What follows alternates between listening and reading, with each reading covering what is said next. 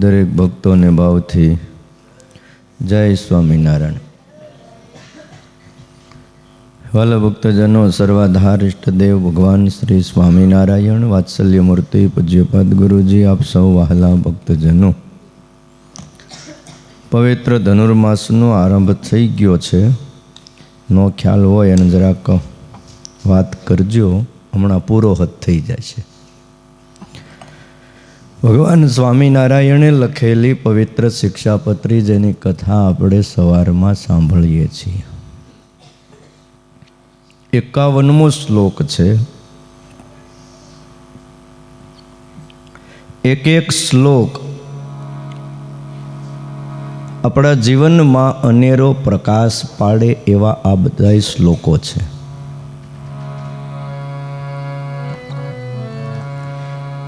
ઉપવૈશ્ય તત શુદ્ધ આસને શુચિ ભૂતલે અસંકીર્ણ ઉપસ્પૃશ્યમ પ્રાંગમુખમ ઉત્તરામુખમ.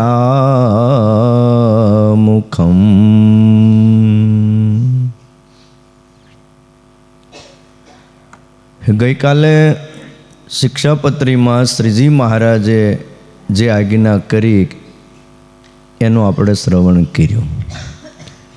આજે વિશેષ પૂજાના વિધિમાં મહારાજ એમ કહે છે, પૃથ્વીને વિશે પાથર્યું અને શુદ્ધ અને બીજા કોઈ આસનને અડ્યું ન હોય અને જે ઉપર સારી પેસે બેઠા એવું હોય એવું આસન, એના ઉપર બેસવું. પ્રાંગમુખમ ઉત્તરામુખમ, પૂર્વ મુખે યા તો ઉત્તર મુખે બેસીને આચમન કરવું, આટલી આજ્ઞા છે. એક તો શુદ્ધ આસન ઉપર બેસવું, પૂર્વ મુખે યા તો ઉત્તર મુખે બેસવું અને આચમન કરવું. હવે ગઈકાલે આપણે જોયું કે એક વસ્ત્ર પહેરવું અને એક ઓઢવું. ત્યાર પછી શું કરવું તો કહે છે, પૃથ્વી ઉપર પાથરેલું હોય, શુદ્ધ હોય એવા આસન ઉપર બેસવું. એ આસન કેવું હોય તો કે બીજા આસનને અડેલું, અતિ મોટું, 2-3 આસન ભેગા થાય એવડું મોટું, પોતાનું અને દેવનું સળંગ આસન થાય તેવું, આવા આસનને સંકીર્ણ આસન કહેવામાં આવે છે. અને એવું આસન ન હોય એને અસંકીર્ણ કહેવાય, એટલે સુખે બેસાય એવું આસન જોઈએ.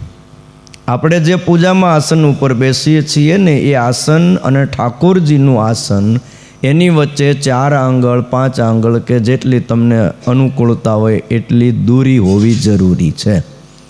ભગવાનનું આસન ને આપણું આસન બે ભેગા થઈ જાય એ પણ બરોબર નહીં. અને 2-3 જણા બાજુમાં, એક છોકરો આ બાજુ બેસી જાય ને એક છોકરો આ બાજુ બેસી જાય, એવડું મોટું આસન પણ રાખવું નહીં. અને બીજા બેઠા હોય એ આસન ઉપર પણ બેસીને પૂજા ન કરવી.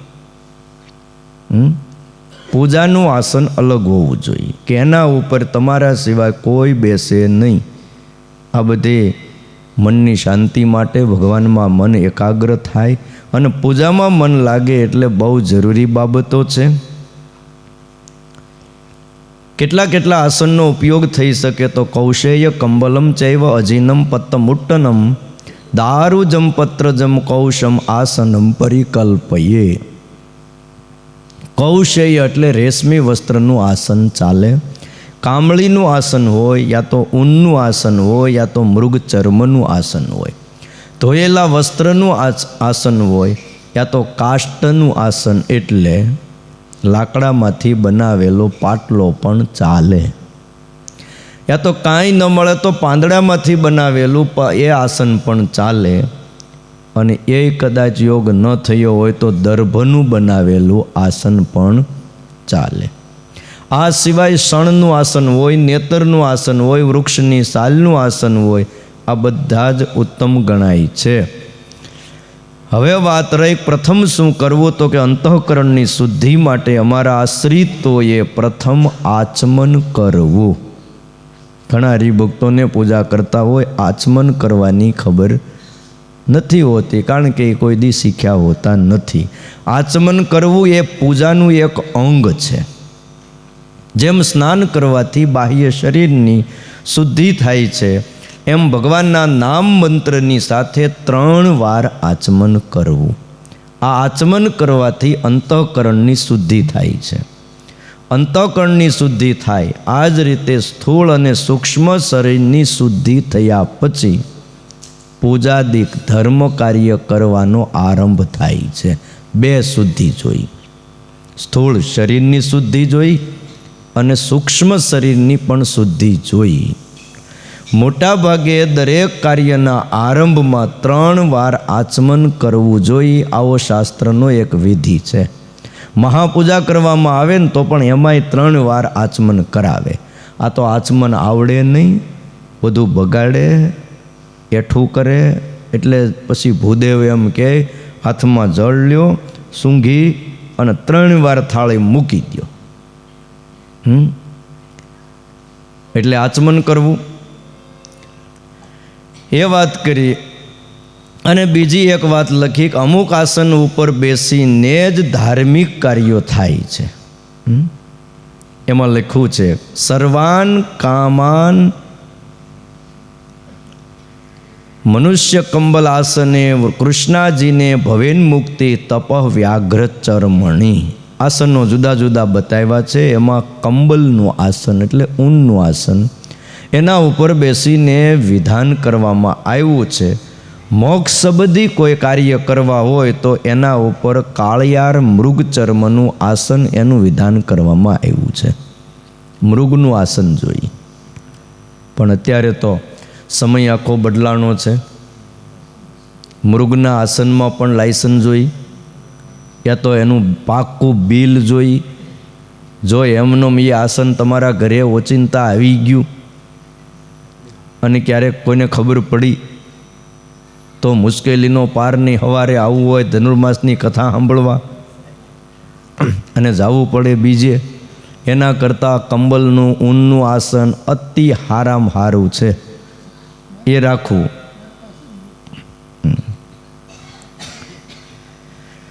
તપની સિદ્ધિ માટે વ્યાઘ્રનું આસન બતાવ્યું છે, વાઘનું આસન. અને જ્ઞાનની સિદ્ધિ માટે દર્ભનું આસન છે. આ ભણતા હોય ને એને માટે ઓલી ચટાઈ છે ને, એ હારામાં હારી. હા, એને પોચા ગાડલા દંડલોપના ન હાલે. એને ચટાઈ ઉપર બેસીને જો ભણવા બેહે તો એને જ્ઞાનની વૃદ્ધિ થાય. અને આરોગ્યની જેને પ્રાપ્તિ કરવી હોય એને પાંદડાનું આસન જોઈએ. એ સારામાં સારું આસન છે, એનાથી એનું આરોગ્ય વધે છે. અને એટલા માટે આપણે ત્યાં જમવાથી લઈને બેસવાથી લઈને જમવાની ક્રિયા તમામ પાંદડા ઉપર થતી હતી. અરે દેવાની પ્રક્રિયા આવે ને તો તુલસીના પાંદડે દેવાની વાત આવતી હતી. પણ કાળક્રમે બધું બદલાતું ગયું. આ બધાની સાથે આરોગ્ય સંકળાયેલું છે. આજ તમે જો પ્લાસ્ટિકમાં બીજે ત્રીજે ખાવાનું ચાલુ થયું, એને કરીને એના જે પરમાણુઓ સૂક્ષ્મ રીતે શરીરની અંદર જાય. તમે ના પાડો તોય જાય. હવે એનું શું કરો?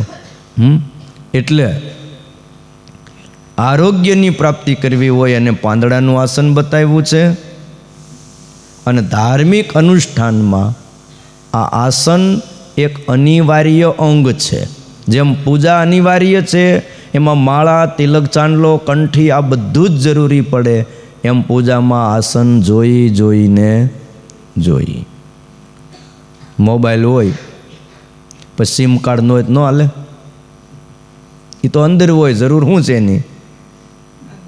નાનું એવું હોય, કાઢી નાખજો આજથી, કે જરૂર પડે. સિમ કાર્ડ વગર તમારે આગળ કામ થાય નહીં. એમ આસન જોઈ. આસન વિના ભૂમિ ઉપર કોઈ પણ કાર્યની કે મંત્રની સિદ્ધિ થતી નથી. મંત્રની સિદ્ધિ કરવી હોય તો એણે આસન રાખવું. હવે ધાર્મિક કાર્યના અનુષ્ઠાનમાં કદાચ આસન રાખવામાં આવેલું ન હોય તો શું દોષ આવે? અને આસન રાખવાનું શું પ્રયોજન છે આ સમજાવતા આ શિક્ષાપત્રીની જેમણે ટીકા લખી એવા શતાનંદ સ્વામી એમ કહે છે કે ધાર્મિક કાર્યને કરનારો મનુષ્ય અને પૃથ્વી આ બંનેની મધ્યે કોઈ પણ આસનનું આવરણ જોઈએ છે. એક તો પૃથ્વી એ માં કહેવાય છે અને મનુષ્ય ક્રિયા કરનારો એની વચ્ચે એક આવરણ મૂકવું પડે છે. ધાર્મિક કાર્યને કરનારા ધાર્મિક કાર્ય કરતી વખતે પૃથ્વીની અંદર રહેલું જે ગુરુત્વાકર્ષણ બળ છે એ મનુષ્યને પ્રભાવિત કરી શકે નહીં. વચ્ચે એક આવરણ આવી જાય એટલે પૃથ્વીની અંદર ગુરુત્વાકર્ષણ છે એ બધાને ખબર છે. તમે અહીંથી કોઈ પણ વસ્તુનો આમ ઘા કરો એટલે એ વસ્તુ હેઠે શું કામ આવે છે? પૃથ્વીની અંદર એટલું બધું ગુરુત્વાકર્ષણ છે કે તમે ઉપર ફેંકેલું પદાર્થ ઉપર ન જાય અને ખેંચાઈને નીચે જ આવતું રહે. એમ મનુષ્યની અંદર જે કાંઈ શક્તિ ભેગી થાય જો વચ્ચે આસન ન હોય તો પૃથ્વી ગુરુત્વાકર્ષણ દ્વારા તમારી તમામ સંચિત કરેલી શક્તિને ખેંચી લે છે અને પૃથ્વીની અંદર રહેલી ઉર્જા શક્તિ અને માનવ શરીરની અંદર રહેલી ઉર્જા શક્તિને આકર્ષિત કરે. એને તો શક્તિ જોઈ છે એટલે મનુષ્યમાં જે ઉર્જા શક્તિ ભેગી થાય એને ખેંચી લે છે. એટલે આ આસનની બહુ જરૂર છે. પૃથ્વી અને મનુષ્યની મધ્યે કાષ્ટનું હોય કે રબર આદિક વિદ્યુત શક્તિના અવરોધક રૂપ કોઈ પણ વસ્તુનું વ્યવધાન જો ન હોય તો અંદર રહેલા વિદ્યુતને પૃથ્વી આકર્ષણ કરી શકતી નથી. એ જ કારણથી એમ લખ્યું છે કે મનુષ્યને વિદ્યુતનો કરંટ લાગતો નથી. તમે જુઓ ને આ કરંટ તો આમાં હોય જ છે પણ તમે પગમાં જો કંઈક પહેર્યું હોય ને જોડા પહેર્યા હોય ચંપલ પહેર્યા હોય તો કરંટ ઓછો લાગે, ખબર છે ને? અને પહેર્યા વગર કંઈક કરવા જાવ તો તરત લાગે. બીજું એના જ વાયર છે પણ હાથમાં ટેસ્ટર કે બીજું પકડ રાખીને તમે તારે અડો કાંઈ ન થાય. પણ તમને એમ થાય કે હવે આ બધાની હું જરૂર લાય હાથે વળ દઈ દઉં, પણ એકલા દેજો. હા, એની જરૂર છે. વચ્ચે લૌકિક માર્ગમાં હું અને તમે બધું સમજીએ છીએ કે આ વચ્ચે રાખવાથી આપણને કરંટ લાગે નહીં. તો આધ્યાત્મિક માર્ગમાં પણ વ્યક્તિએ સમજવું જોઈએ. અને જો વચ્ચે આવરણ ન રાખે તો એ વિદ્યુત મનુષ્યના શરીરમાં પ્રવેશ કરી જાય છે. અને આમાં શું થાય કે મનુષ્યના શરીર દ્વારા પૃથ્વીમાં પ્રવેશ કરી જાય, મનુષ્યને વિદ્યુતનો કરંટ લાગે છે. અને એ કારણથી જો એના હાથમાં રબરના મોજા હોય તો વિદ્યુતના તારને અટકવામાં આવે, યા તો શરીર અને તારના મધ્યે કોઈ રબરનું કે પ્લાસ્ટિકનું કંઈક વ્યવધાન હોય તો પૃથ્વી વિદ્યુતને આકર્ષણ ન કરી શકે. આ બધા નિયમ તો જુઓ, જેથી મનુષ્યને વિદ્યુતનો કરંટ નથી લાગતો. મૂળ તો ખેંચે છે પૃથ્વી જ, પણ આવરણ વચ્ચે આવી જાય રબરનું, કોઈ પ્લાસ્ટિકનું, હાથમાં મોજા હોય, કાંઈ પણ હોય તો આવરણ કરંટ લાગે નહીં. એ રીતે પૃથ્વીની અંદર રહેલી ઉર્જા શક્તિ માનવની અંદર રહેલી ઉર્જા શક્તિને ખેંચે છે. એટલે શાસ્ત્રમાં એવું લખ્યું કે આસન રાખવું. અને પછી બીજું વિધાન એ કર્યું કે ક્યાં મુખે બેસવું? પૂર્વ મુખે બેસવું યા તો ઉત્તર મુખે બેસવું. પૂજા કરવા બેસી ત્યારે પેલા સાધુને કોકે પૂછ્યું, બાપુ એ તો પૂજાની વાત તો સમજાણી, પણ આપણે બહાર નદીએ નાહવા ગયા હોય તો કઈ બાજુ મોઢું રાખીને નાહવું? હા, સાધુ મહાત્માએ સીધો જ જવાબ દીધો કે જે બાજુ કપડાં કાઢ્યા હોય ને એ બાજુ મોઢું રાખીને નાહવું, એટલે લબાચો કોઈ લઈ ન જાય. હવે પછી પૂર્વ મુખે તમે આમ જોઈને કપડાં કાઢ્યા હોય પશ્ચિમમાં અને પૂર્વ મુખે મોઢું રાખીને તમે સ્નાન કરીને બહાર નીકળો ને તીર્થયાત્રામાં એવું હોય તમારું એક કપડું મળે નહીં, પછી જાવું ક્યાં એમનું મન કયો છે? તકલીફનો પાર નહીં, પછી પાણીમાંથી બહાર નીકળાય નહીં. તો અમારે 25 વર્ષ પહેલાં એવું થયું. બોલો, 25 નહીં 30 વર્ષ થઈ ગયા. આમ તો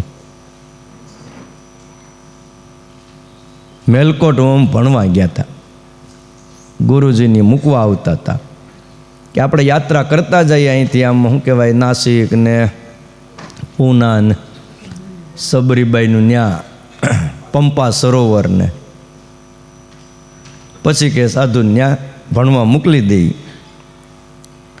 તમારી આરે જેતપુરના હું ના બાપા ડ્રાઈવર ગાડી હાંકતા હતા, 60 વર્ષની ઉંમર, અને એવા ધીરજવાળાઓ, પેટનું પાણી ન હલે.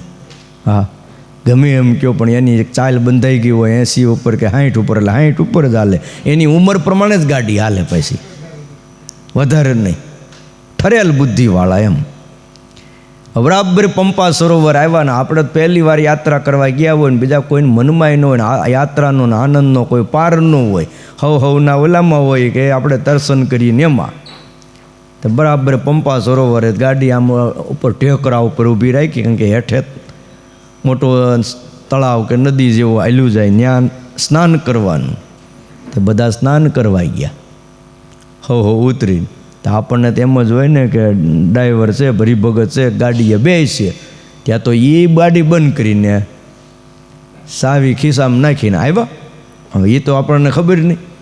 આવીને બંડી પહેરેલી, બંડી કાઢીને બંડીના ખિસ્સામાં ચાવી, લાયસન, પૈસાનું પાકીટ ને બીજું ને ત્રીજું ને ઘડિયાળ ને બધું અંદર મૂકીએ અને ત્યાંથી ખાલી નદીએ આવ્યા ને ત્યાં અમે સામું જોયું કે તમે કેમ અહીંયા આવ્યા, તમે ત્યાં ગાડીએ ઊભા રહ્યો. તો કે એક ડૂબકી મારી લઉં. તે એક ડૂબકી મારીને ત્યાં ગયા. નહીં બંડી, નહીં ચાવી, નહીં ઘડિયાળ, નહીં પૈસા, નહીં લાયસન.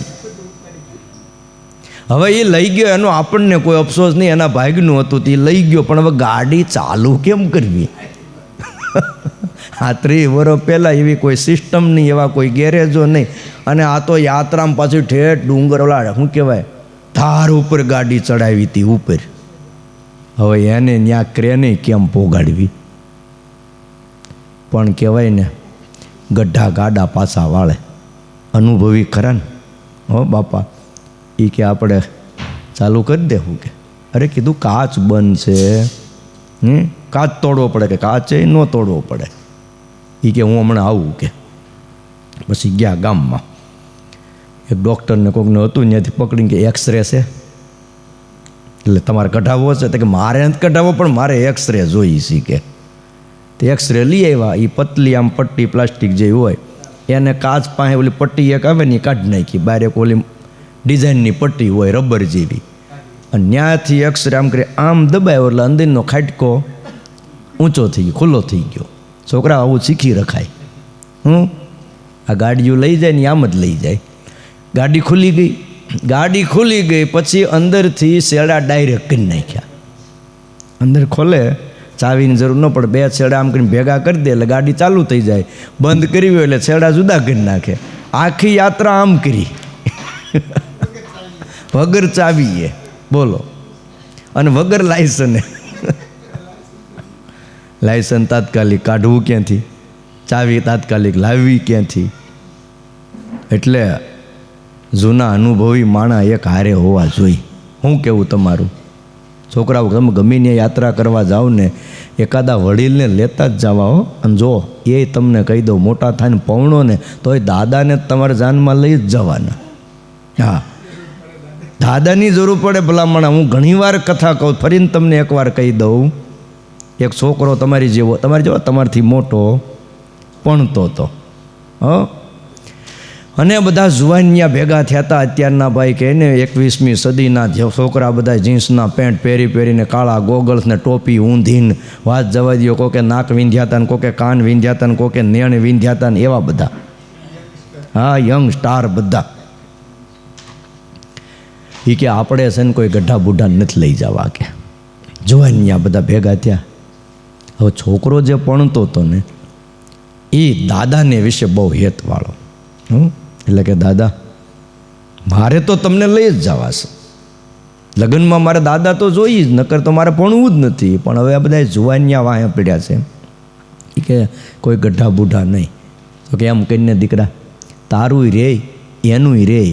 મને છે ને ઓલા ગાડા નીચે ભંડારીયું હોય, તમે છોકરાઓ ભંડારીયું જોયું ન હોય? ગાડાની નીચે માટલી રાખવા ડેકી હોય એક ગાડી નીચે, એ ભંડારિયામાં મન તું રાખી દે કે. અને દાદા હાવ સિંગલ બોડી, હુક લકડી હાવ શરીર, એમાં બેહારી દીધા. અને જો દીકરા મૂંઝાતોની શાંતિથી પરડી લે, મારો દીકરો છો, હું તને દુઃખી નહીં કરું, પણ જો મુશ્કેલી પડે ને તકલીફ પડે ને તો મન તમ તારે પાછો યાદ કરજે, મૂંઝાતો નહીં. અને બધા ગયા, ગાડા બધા ગામની બરાબર પાદર જ્યાં વ્યવસ્થાને છોડ્યા બધા, અને આ બધા જાન લઈને ત્યાં ગયા. અને સામેથી ભાઈ દીકરીના બાપે બધાનું સ્વાગત કર્યું, ઠંડા ગરમ જે કાંઈ પાવાનું હોય એ પાયું. પછી છોકરાને કે એના સસરા, જો દીકરી તો દઉં, એક શરત છે. તો કે આપણે લગ્નનું નક્કી કર્યું ત્યારે કોઈ એવું નક્કી થયું નથી કે કાંઈક શરત વચ્ચે. આમાં વળી શરત હું પરણવા આવ્યો છું ને તમારે દીકરી પરણાવવાની છે, ધામધૂમથી લગ્ન થાય ને ફેર 4 મંગલ ફેરા પરાય, પરણવાનું પૂરું થાય એટલે હું લઈને વયું જાઉં. કે એમ નહીં તો આ અમારા ગામનો કૂવો છે, એ આખો ઘીથી ભરી દે ને તો દીકરી દઉં. આખો કૂવો ઘીથી ભરવાનો. બોલો આવી રીતે કર્યું હોત, બોલો હાવ સાચું ગયો, તમે બધાય છોકરા કુંવારા રહ્યો કે નહીં? હે કેમ દાંત કાઢો? ખોટું છે? કોણ તમને દીકરી દે? હે આખો કૂવો ઘીથી ભરવાનો. છોકરા મૂંઝાણા, આખો કૂવો ઘીથી ભરાય ખરો? અને એટલું બધું ઘી લાવવું ક્યાંથી? તેથી સુમુલ ડેરી નહોતી, નકર એ ઓર્ડર કરી દે, હાલ ભાઈ 2 ટ્રક આવવા દે. તો એ 2 ટ્રક ઘી કદાચ આવે તો એ કાંઈ કૂવો ભરાય? મૂંઝાણા. ત્યાં ઓલા છોકરાને યાદ આવ્યું વરાજાને, એ કે ઘડીક ઊભા રહ્યો, હું હમણાં આવું વ્યવસ્થા કરું ઘીની. સસરાને એમ કે કંઈક વ્યવસ્થા કરશે. ને છોકરો દોડતો આવ્યો, બાપાને રાખ્યા હતા ભંડારિયામાં ગામને પાદર, ત્યાં આવ્યો. ત્યાં આવીને કે બાપા આવી તકલીફ થઈશ. હા હવે સસરા માનતા નથી, અમે બધા લાડે કોડે અહીંયા ભણવા આવ્યા, કેટલા મારા સાથી મિત્રો જુવાનિયા હારે, સગા વાલા મામા ને કાકા ને દાદા ને બીજા બધાય છે, પણ હવે આ પ્રશ્નનું નિરાકરણ કેમ કરવું? આખો કૂવો ઘીથી ભરવાનો છે. તો એમ કહીને મૂંઝા શું કામ? કે કહી દે તારા સસરાને ભરી દે હું કૂવો આખો ઘીનો, પણ પહેલાં ખાલી કરી દો. હા એ કે એ સાચું હો, પેલા પાણીનો ભર્યો એ ખાલી જ કરવો પડે. આવીને કે પગે લાગ્યો સસરાને, જો ઘીની વ્યવસ્થા થઈ ગઈ છે, ઘી હાલ્યું આવે છે, તમે કૂવો ખાલી કરો એટલે હમણાં હું ઘીથી ભરી દઉં. કે એટલે એના સસરા બોલ્યા, સાચું બોલ, તારી હારે કોક વડીલ છે. હે બાકી જુવાનિયાને આ બુદ્ધિ જ ન હોય, અને એમાં ભણેલાને તો હોય જ નહીં. હા ખરેખર ભણેલાનું મગજ છે ને વનવે લાઈન જેવું હોય. કેવું? નકશા પ્રમાણે જ હાલે. એને કહીએ ભાઈ અહીંથી શોર્ટકટ રસ્તો છે, વહેલા પહોંચી જાય. નહીં, આમાં ગૂગલમાં બતાવતું જ નથી. વનવે લાઈનવાળા એટલે ભાઈ ગૂગલમાં બતાવે કે ન બનાવે બતાવે. અમારા ભારતના અમુક રસ્તા ગૂગલવાળા ન પકડાય. આડા ખેતર હોહરવા નીકળીને એ રસ્તા જ તમારે ન પકડાય, ત્યાં અનુભવી જોઈએ મા બાપ. તો એટલે વાત એ હતી કે વડીલ જોઈ. વૃદ્ધ હોય ને એટલે કામ બહુ થાય.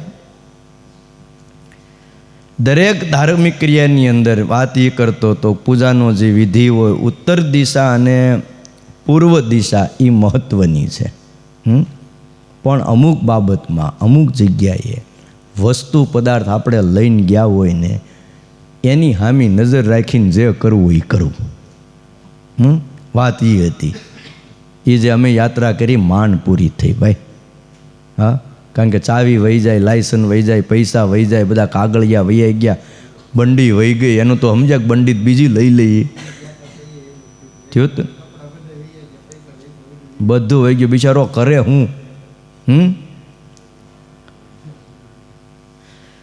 એટલે છે ને આમ તો એકાદ ધોતિયું પહેરતાય શીખી રાખવું, ક્યાંય ગયા હોય ને સિલાઈ તાત્કાલિક ન થાય, પણ ધોતિયું તો શું છે પહેરી શકીને મળી જાય ગમે ત્યાંથી. ધોતિયું ઓઢી લઈને માથે ચાલ ઓઢી લે એકાદી વાહવા જેવું. ત્યાં બહાર કોને ખબર, કોકને એમ જ લાગે કે આ ભાઈ આમ જ પહેરતા હશે, યાત્રા પૂરી થઈ જાય. ઉત્તર દિશા અને પૂર્વ દિશાનું મહત્વ શાસ્ત્રની અંદર વાલા ભક્તો આપ્યું છે. એનું કારણ એ છે કે પૂર્વ દિશાને દેવતાઓની દિશા કીધી છે. દેવાનામ એશા દિગ ચ પ્રાચી પિતૃનામ એશા દિગ યા દક્ષિણા. અથર્વ વેદની શ્રુતિ છે. આ શ્રુતિમાં એવું કીધું પૂર્વ દિશા એ દેવતાઓની દિશા છે, દક્ષિણ દિશા એ પિતૃઓની દિશા છે. અને અથર્વ વેદમાં પૂર્વ દિશાને દેવતાની દિશા તો માની છે. માટે કોઈ પણ દેવ સંબંધી કાર્ય કરવું હોય તો પૂર્વ દિશા તરફ મુખ રાખીને કરવું એ શ્રેષ્ઠ છે. અને પૂર્વ દિશા એ પ્રગતિની દિશા છે. તમે કોઈ પણ દુકાન કરો, કોઈ પણ ધંધો કરો, એમાં તમારી ઓફિસ હોય, ઓફિસમાં તમારું ટેબલ, તમારું મુખ પૂર્વ દિશા તરફ આવે તો ધંધો ફેક્ટરી હરખા હાલે. બાકી ગમે એવું ખડક્યું હોય એટલે ગતિ ધીમી પડી જાય. હા, દક્ષિણ બાજુ મોઢું હોય યા તો પશ્ચિમ બાજુ હોય એટલે એની ગતિ ધીમી થાય. પછી જે હાલવું જોઈએ હાલે નહીં. અને તમે જો એ બદલી નાખો તો અવશ્ય એમાં ફેર પડી જાય. એટલે દુકાન રાખતા પહેલાં, કંઈ પણ કરતાં પહેલાં એ પહેલાં જોઈ લેવું કે આમાં ટેબલ કઈ બાજુ આવશે. પ્લાનિંગ પહેલાં, પછી જ દુકાન રાખવી. ભલે સસ્તી મળતી હોય ન લેવી, મોંઘી મળતી હોય ને તો પણ રાખી લેવી. હા, તમે જો અમુકની દુકાનો કેવી હાલે, તમે જોજો એના મુખ કઈ બાજુ હોય છે. તો એટલે વાલા ભક્તજનો એ પૂર્વ દિશા દેવતાની દિશા છે અને ઉર્ધ્વ ગતિની દિશા છે. અને પૂર્વ દિશામાં ઉદય પામેલો સૂર્ય મધ્યાંત પર્યંત ઉર્ધ્વ ગતિને પામે છે. અહીંથી સૂર્ય ઉગે એ બપોર સુધી ઉર્ધ્વ ગતિને પામે છે. અને પશ્ચિમમાં જતાની સાથે તમે જુઓ અધોગતિની શરૂઆત થાય છે. એટલે માણાની દિશા જો પશ્ચિમ તરફ હોય એટલે શું થાય? અધોગતિ થાય, પતન થાય. વસ્તુ પદાર્થ જે કાંઈ વેચતા હોય એ એમનું રે, કાં તો કોઈક લઈ જાય ને કાં છેલ્લે પછી બંધ કરી દેવું પડે. હા, તે શું કરે? એટલે પૂર્વ દિશાને ઉર્ધ્વ ગતિની અને વિકાસની દિશા કીધી છે. અને પૂર્વ દિશા તરફ મુખ રાખીને કરવામાં આવેલું દેવ સંબંધી કાર્ય વિકાસ અને પ્રગતિને પંથે આગળ જાય છે, પ્રભાવશાળી બને છે, આવો ભાવ છે. અને હવે વાત રહી ઉત્તર દિશા, એ આધ્યાત્મિક પ્રગતિનું સ્થાન છે. ઉત્તર દિશા કર્મ પ્રધાન એવો આ ભરતખંડ છે. એમાં આધ્યાત્મિક પ્રગતિના સ્થાનરૂપ જો કોઈ હોય ને તો એ હિમાલય છે. કોઈ પણ કથા, સત્સંગી જીવનની કથા ચાલુ થાય, ભગવત ચરિત્ર, એટલે પહેલી વાત સતાનંદ સ્વામીએ, તમે જો ધ્યાન દઈને કથા સાંભળી હોય તો ખ્યાલ હશે, એમ લખ્યું કે ઉત્તર દિશા તરફ એક હિમાલય આવેલો છે, ત્યાંથી શરૂ થાય છે. અને આ હિમાલયમાં ભગવાન નરનારાયણનો આશ્રમ છે. અને આ આશ્રમમાં મરીચ્યાદિક 88,000 ઋષિઓનું આગમન થયું. ભગવાન નરનારાયણના દર્શન કર્યા, પછી દુર્વાસા આવ્યા. પણ પહેલાં વર્ણન આવે હિમાલયનું. એ હિમાલય કોઈ પ્રાંતમાં ચાંદીના પતરા જેવો છે તો કોઈ પ્રાંતમાં સુવર્ણ જેવો છે. હા, અને એ રિયલ દેખાય. સૂર્યનો પ્રકાશ જે બાજુ પડે ને ત્યાં તમને એ આમ હોનાના પતરા જેવો એવો દેખાય. અને બીજી બાજુ ઓલો બરફથી છવાઈ ગયો હોય આખો, એટલે ચાંદી જેવો દેખાય છે. અને આમ તો રત્નોની ખાણ કહેવાય છે હિમાલય. એની અંદર બહુ રત્નો છે. એટલે આ ભારત દેશ, એમાંય કર્મ પ્રધાન ભરતખંડ, એમાં અધ્યાત્મની પ્રગતિરૂપ જે સ્થાન છે એ હિમાલય છે, અને એ પણ ઉત્તર દિશામાં બિરાજમાન છે. હિમાલય કી બાજુ? ઉત્તર દિશામાં. અને આ હિમાલય મનુષ્યને આધ્યાત્મિક પ્રગતિમાં મદદરૂપ થવા માટે એની અંદર સિદ્ધ યોગીઓ રહે છે. જો હિમાલયમાં ઋષિ રૂપે સાક્ષાત શ્રી નરનારાયણ ભગવાન પોતે બિરાજે છે, અને નરનારાયણ ભગવાનનું ધામ છે. અને એવું લખ્યું છે, અમુક અમુક પાપના પ્રાયચિત માટે એવું લખ્યું કે ઉત્તર દિશામાં નરનારાયણ દેવને દંડવટ કરવા, તો એનું પ્રાયચિત થઈ જાય. કાંઈ ન મળે તો ઉત્તર દિશા તરફ મુખ રાખી અને શું કરવું? દંડવટ કરવા. નર અને નારાયણ ઋષિ મનુષ્યોને આધ્યાત્મિક પ્રગતિમાં બળ આપવા માટે તપશ્ચર્યા કરે છે. જે વાત વચનામૃતમાં સ્વામિનારાયણ ભગવાને પણ લખી છે કે અલ્પ એવા ધર્મ, જ્ઞાન, વૈરાગ, આ બધા જે ગુણો ભક્તના ભગવાન નરનારાયણના તપના બળે કરીને ટૂંક કાળમાં વૃદ્ધિને પામે છે. એટલે ભગવાન તપ કરે છે ને એ પોતાના ભક્ત માટે કરે છે, અભક્ત માટે કરતા નથી. માટે ઉત્તર દિશા તરફ મુખ રાખીને આધ્યાત્મિક કાર્ય કરવાથી આત્મામાં બળ પ્રાપ્ત થાય છે, જેથી એ કાર્ય પણ પ્રગતિને પામે છે. વળી શતાનંદ સ્વામી એમ કહે છે કે આચમનનો વિધિ સમજાવ્યો છેલ્લે, અને એમ કીધું કે આચમન કેવી રીતે કરવું? તો જમણા હાથના અંગૂઠાના અગ્રભાગને વાંકો વાળવો. આ જમણો હાથ, એનો આ અંગૂઠો, એને જરા વાંકો વાળવો, અને આ મધ્ય આંગળી, કઈ આંગળી? વચ્ચેની આંગળીનું મધ્ય પર્વ, એમાં આમ સ્થાપન કરવાનું. જો આ 3 આંગળી સીધી થાય, અહીંયા આમ સ્થાપન કરો એટલે અહીંયા ખાડો પડી જાય. આ ખાડો પડે એટલે એમાં બીજા હાથેથી અડદનો દાણો ડૂબે યા તો મગનો દાણો ડૂબે એટલું જળ લેવાનું. કેટલું? સહેજ એક ટીપું. અને એ રેલાઈ ન જાય એ રીતે અંદર મૂકવાનું. ટીપું સીધું ગોળ ટીપું જ રહે. પછી ડાબો હાથ નીચે રાખવાનો. આ પોઝિશન થઈ ગઈ. પછી આપણે જે બેઠા હોય આ 2 ગોઠણ, એની વચ્ચે હાથ લાવવાનો. 2 ગોઠણની વચ્ચે હાથ લાવી અને ભગવાનનું સ્મરણ કરી, તો ઓમ સ્વામિનારાયણાય નમઃ આટલું બોલી અને ઊંચેથી મુખમાં જળ મૂકવું. આને આચમન કર્યું કહેવાય. આ એકવાર થાય, વળી બીજી વાર પાછું લેવાનું. પોઝિશન આ રહે. અને આચમન કરવું. 3 વાર આચમન થઈ જાય પછી ચમચી 2 ચમચી પાણી લઈ અને હાથ ધોઈ નાખવાના.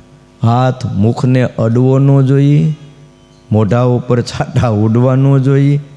અને ગોળ ટીપું એમનું રહે ને હાથ કોરો હોય ને તો સીધું મોઢામાં જાય. પણ જો હાથ ભીનો થઈ ગયો તો પાણી ભીનાની હારે, પાણી પાણીની હારે ભળે. એ કાંઈ આપણી હારે ન ભળે.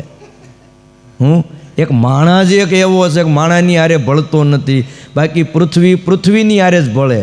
તમે પૃથ્વીમાંથી બનાવેલું કોઈ પણ પદાર્થ હોય, માટલું હોય, બીજું ત્રીજું હોય, કાંઈ પણ બનાવો એટલે એ પૃથ્વીની હારે જ ભળી જાય કાળક્રમે કરીને. પાણી પાણીની હારે ભળે, અગ્નિ અગ્નિની હારે ભળે. પણ આ પૃથ્વી, જળ, તેજ, વાયુ, આકાશ પંચતત્વથી બનાવેલું આ ખોળિયું, આ માણાનું કોઈની હારે ભળે નહીં. બોલો, સોસાયટીમાં લગભગ કોઈની હારે ભળે નહીં. અમુક માણા તમે જોજો એકલા જ ભરતા હોય. પાછા શું કે ખબર, સિંહના ટોળા ન હોય. હવે તને ખબર છે, સિંહ ટોળા વગર જ ન હોય. સિંહ એકલો કોઈ દી ન હોય. આ ખોટી કહેવત છે. તમે ગીરમાં, તાલાળા ગીરમાં જોઈ આવજો ને, એના જે ત્યાં સાહેબો હોય છે ફોરેસ્ટ ખાતાના, એના અનુભવી, એને પૂછજો. એ કે સિંહ કોઈ દી એકલો ન હોય. સિંહ હંમેશા ટોળામાં જ હોય. એ તો પછી ક્યારેક એમ એકલો નીકળ્યો હોય વોકિંગ કરવા, વાત જુદી છે.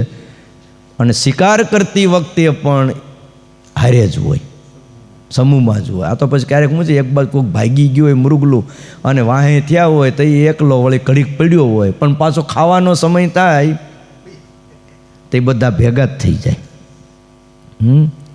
માણા એકલો હોય, સિંહ એકલો ન હોય. એટલે આવી રીતે આચમન કરવું, બે ગોઠણના વચ્ચે હાથ રાખી અને 3 વાર ભગવાનનું નામ ઉચ્ચારણ કરી અને જળને પી જવું, આને આચમન કહેવાય છે. કયો આ બધો વિધિ ભલા ભક્તજનો આપણા શાસ્ત્રની અંદર બતાવવામાં આવ્યો છે. અને આવી રીતે જે આચમન કરે અને પૂજા કરે અને આચમન આખી પૂજાનું ફળ મળે છે. કેટલી વાત આવી, પહેલાં દાંતણ કરવાથી શરૂઆત કરી, અરે ઉઠવાથી શરૂઆત કરી પહેલાં, એ આપણે ગયા વર્ષે ઉઠવાનું આવી ગયું, બરાબર.